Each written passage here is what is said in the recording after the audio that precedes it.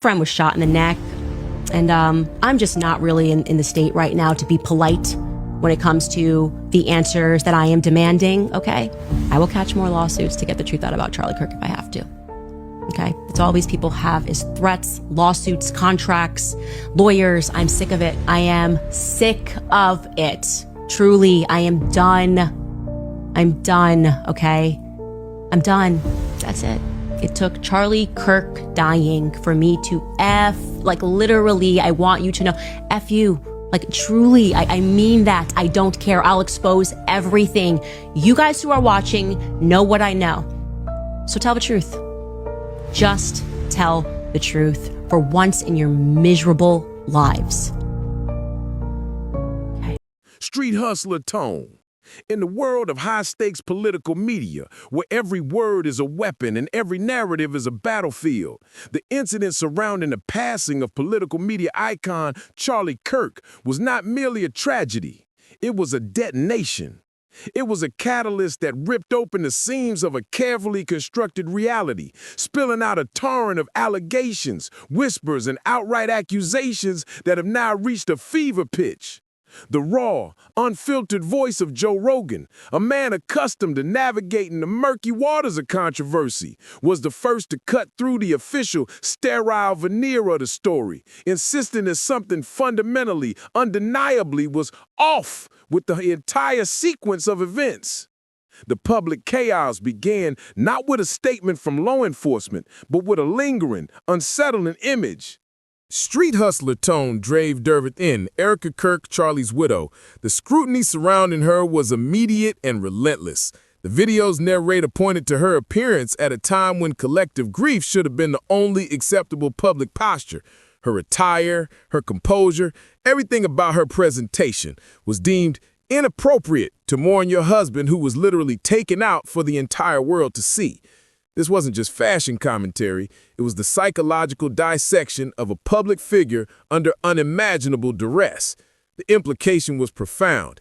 This woman is not grieving anything. She skipped straight to acceptance. This rapid, almost seamless transition from grieving spouse to potential inheritor immediately signaled to skeptical observers that what they were witnessing, Street hustler tone, was a meticulously crafted PR operation. The raw, messy, paralyzing state of genuine shock and loss was absent. Instead, there was an air of focused, professional efficiency. A narrative was being managed. A brand was being protected.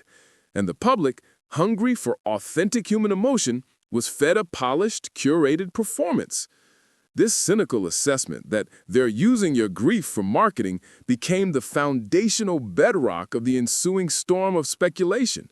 The very public display of mourning felt too practiced, too well-produced, setting the stage for what many now believe was a far deeper, more unsettling orchestration. It was in this atmosphere of profound public unease that Joe Rogan stepped into the center of the storm. When Rogan speaks, the gravity, street hustler tone of his platform ensures that his words don't just echo, they reverberate across the entire digital landscape. His intervention was not a soft question or a subtle doubt. It was a direct, head-on challenge to the official account of events. He didn't just suggest skepticism. He insisted that the entire official story was off. This was a powerful, polarizing assertion that immediately shook the foundations of the mainstream media's reporting. Rogan's skepticism was multi-layered. It wasn't just the timing of the incident, which seemed to coincide with the highly contentious internal political struggle. It wasn't merely the official explanation, which seemed thin and lacked robust, verifiable evidence. Even the small scraps of evidence that was released felt strangely edited, incomplete, or fundamentally unclear. Street hustler tone. According to Rogan's analysis, everything about the official narrative seemed strangely orchestrated.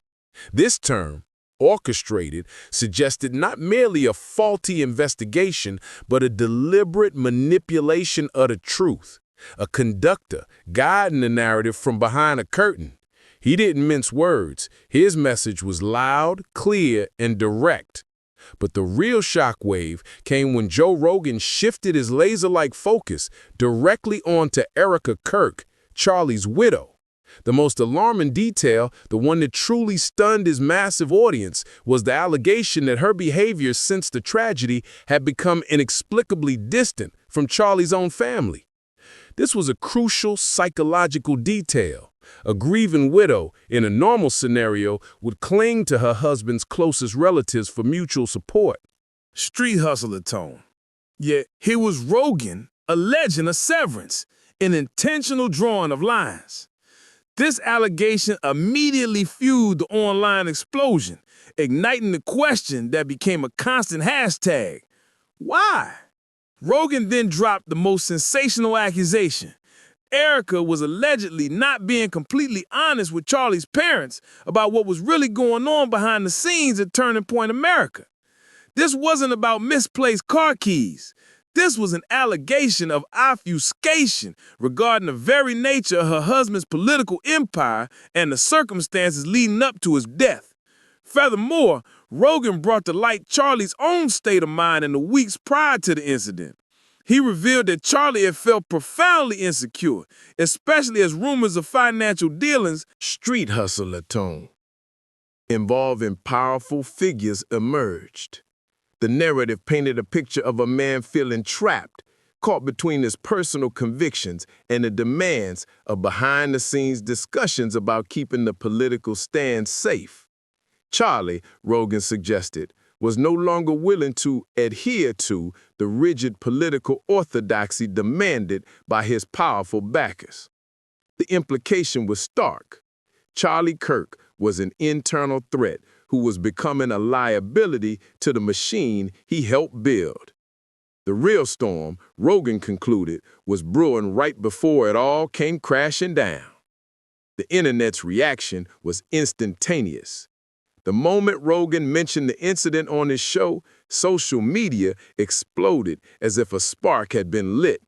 It was a full-scale digital inferno, because Rogan wasn't just rehashing an event. He was hinting that the truth was being actively, street hustler tone, maliciously hidden. The speed and certainty of Erica Kirk's subsequent actions only intensified the suspicion. The video asked rhetorically, "Isn't it strange how a widow stepped into the CEO role so quickly?" It highlighted the chilling observation that she was not even home with her two young children who just lost their dad. This rapid, aggressive assumption of her husband's professional mantle felt less like a natural reaction to grief and more like a pre-planned corporate takeover. The whispers about her ties in Romania, a detail that hinted at shadowy international connections, only thickened the plot. The core tension was clear. Why did everything happen so quickly? Was Joe Rogan a voice of courageous truth-telling, daring to speak what others feared, or was he merely a provocateur stirring up more trouble? No matter the side, the effect was uniform.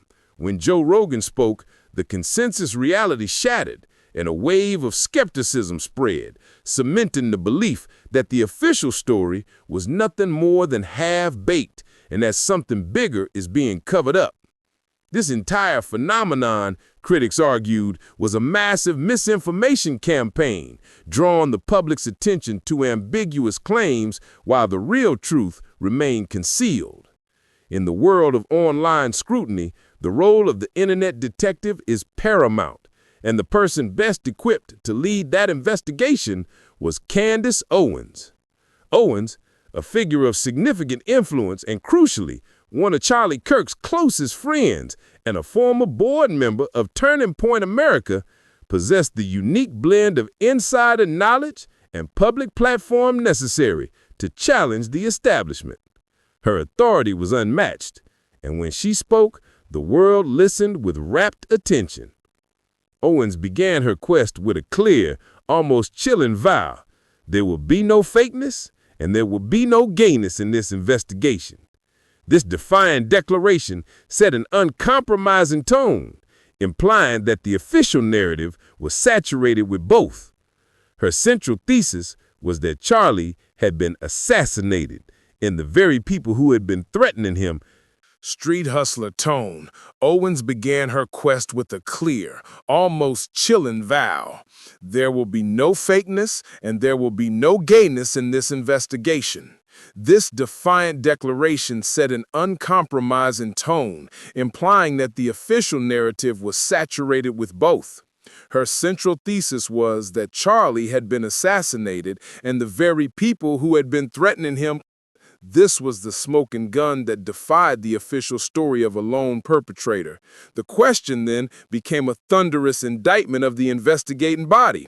For whatever reason, the FBI has not yet released or even acknowledged that that footage exists. This act of omission, in Owens' view, was not an accident. It was a concerted act of covering up a truth that would shatter the official timeline. Owens didn't stop there. Street hustler tone. She meticulously picked apart the narrative concerning the alleged shooter, Tyler Robinson. She claimed that Robinson was advised by his family to come forward, not as an admission of guilt, but as an act of protection, trying to shield their son from a storm of crisis. Owens' position was clear. Tyler has been innocent since day one, and his so-called confession was a misinterpretation, a coercion, or even a fabrication. She vehemently insisted, this story is not what people think it is. With a burning look in her eyes, Owens addressed the millions of viewers, channeling a profound, visceral grief mixed with an unyielding promise. If you thought that my husband's mission was powerful before, you have no idea what you just have unleashed across this entire country in this world. Street hustler tone. You have no idea the fire that you have ignited within this wife. This was not just rhetoric. It was a declaration of war against the perceived forces of darkness, trying to control her friend's memory. The only thing the public had seen was a blurry image, which Robinson's family firmly denied was him. Owens' relentless questioning of the core evidence, the fact that the only connecting piece of data was the item involved being registered in his name, turned the investigation on its head. She posed a series of searing questions that demanded an answer. If everything was so clear, why hadn't the public seen the concrete evidence? Why was there no surveillance footage, no witness testimony, and no transparent timeline? The story felt like a puzzle, with the central, most important piece missing. The focus inexorably shifted to Erica Kirk, the wife who had become the immediate epicenter of the political machine. The whispers around her grew louder, transforming from simple gossip to a bold hypothesis that she was not just a grieving widow, but a central figure in a much more complex web of power. The speculation became dark, suggesting that perhaps someone had been strategically placed in Charlie Kirk's life for reasons that were only now becoming terrifyingly clear. The viral moment that fueled this narrative was Erica Kirk's remarkable speech just days after Charlie's passing. While ostensibly a touching tribute, for many it was a profoundly unsettling performance. Observers noted that while her voice was soft and quiet, something about the moment didn't fit. As she bowed in gratitude, her eyes, her gestures, her very breathing were described as too perfect. The speech felt premeditated, staged, rehearsed, and adjusted to perfection. It was a flawless execution of a script, lacking the spontaneous, messy breakdown of true agonizing loss. The online community dissected every frame, asking, why does she look so calm? Why does her voice sound more like she's reading a script than sharing her grief? The most damning piece of evidence, according to the skeptics, was the content itself. Erica barely mentioned Charlie's parents or family. Her entire focus was on the organization, the message, and the mission he left behind. This immediately sparked the chilling question, is this really a tribute, or is it the beginning of something completely different? The speech was framed around the movement she would now street hustler tone. continued to lead in her husband's place. The theories began to run rampant. Was she chosen by major donors to keep Turning Point America on a rigid path? Had Charlie wanted to step away from an agenda that had become too rigid and irrelevant? The pieces of the puzzle, however bizarre, were beginning to stack up, creating a picture that was harder to explain. Joe Rogan had hinted at the intense pressures Charlie was facing, mentioning that Charlie had confided in others that he felt he was being watched. He was the head of a multi-million-dollar empire, and that empire had powerful, demanding investors. The very notion that Charlie felt bound by contracts and forced to take on commitments he never agreed to transformed the tragedy from a personal loss into a political thriller, feeling much more terrifying. The next major piece of the conspiracy was the allegation that a small group of major donors to Turning Point America allegedly pressured the board to hand over the reins to Erica Kirk almost immediately after Charlie's death. The speed of this alleged transition, the man had just been memorialized and his wife was already the announced new leader, was profoundly destabilizing to the public psyche. The viral nature of the memorial service only solidified the feeling of a staged event. Erica's entrance, with a confident, powerful gait and a fleeting small smile, was seen not as a farewell, but as an official debut. A PR campaign, Erica Kirk's quote about the legacy, "I realize that gift isn't material. It's continuing on the path he's chosen," rather than being confident, fractured the audience, leading to hashtags like Erica Kirk also let it. Street hustler tone and turning point drama. The final, damning piece of performative evidence was the leaked video showing Erica backstage rehearsing her speech. Why would a grieving person need a rehearsal? The question was rhetorical and devastating. Rogan articulated the public's feeling perfectly. It was like the loss had been turned into a media product. Then came the alleged leaked documents, the internal texts and emails that insiders claimed confirmed the entire suspicion. Another, allegedly from a media strategist, stated, "Let's take Erica public while the audience's empathy is still high." This framed the entire public outpouring of sympathy as a finite resource to be exploited, a clear marketing strategy. These messages, if real, meant that while the world was still mourning, the empire was already being restructured in real time. Street hustler. Candace Owens' response was furious. "You can't replace a man whose story hasn't been told yet." She alleged that the board acted too quickly, under pressure from outsiders who couldn't wait to get him out of the picture. The rapid appointment of Erica was, in Owens' view, a sign that something was wrong.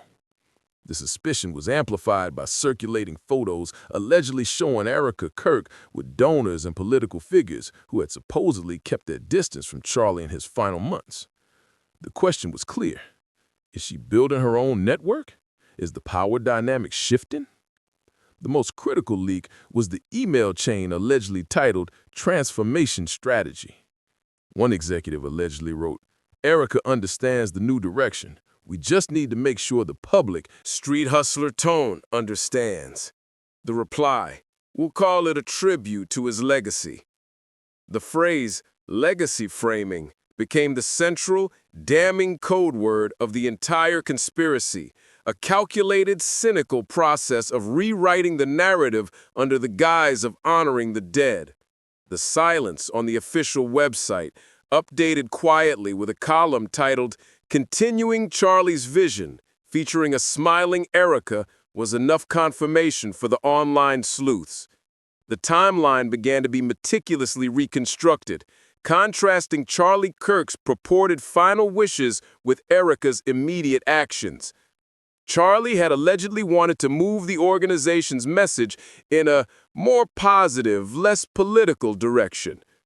Under Erica Kirk's leadership, however, the very message he was trying to soften was amplified more than ever.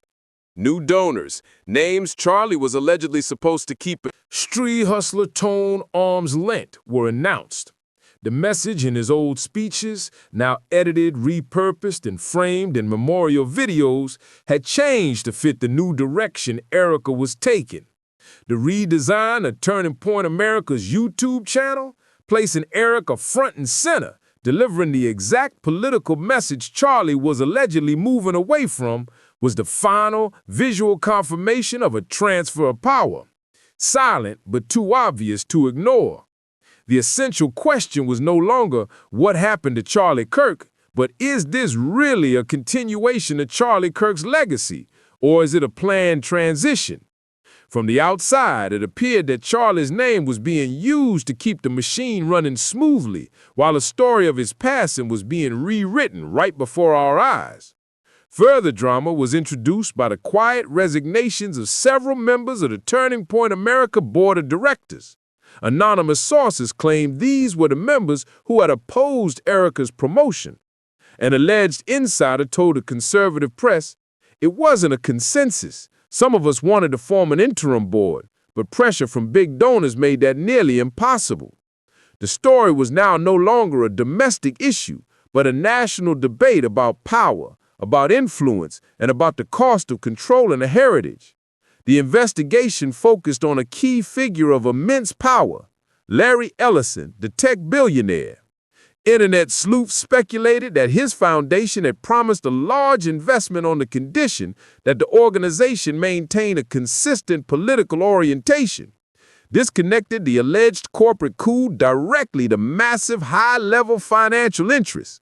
When Erica reappeared in a primetime interview with soft lighting and a calm voice saying, "Charlie wanted me to continue his mission," the public reaction was divided. Many found the performance too professional, too controlled, and lacking in genuine emotion. A top comment summed up the sentiment. "She doesn't sound like a person in mourning. She sounds like a CEO defending a brand." Candace Owens immediately weaponized the statement, declaring, "Continuing his mission doesn't mean rewriting the truth." The battle lines were joined. Two women, two voices, and two different versions of the same man. Street hustler tone Joe Rogan's final analysis was perhaps the most chilling. He asserted that the nature of information release itself was a signal. When an investigation is real, information stays private. When it's a show, everything leaks, he stated bluntly. This was the theory of strategic leakage. The details being released were not accidental transparency, but a calculated strategy to control the narrative but make the public believe it was transparency. The goal was not to reveal the truth, but to keep the public in a state of perpetual, confused speculation, unable to grasp a single, coherent reality.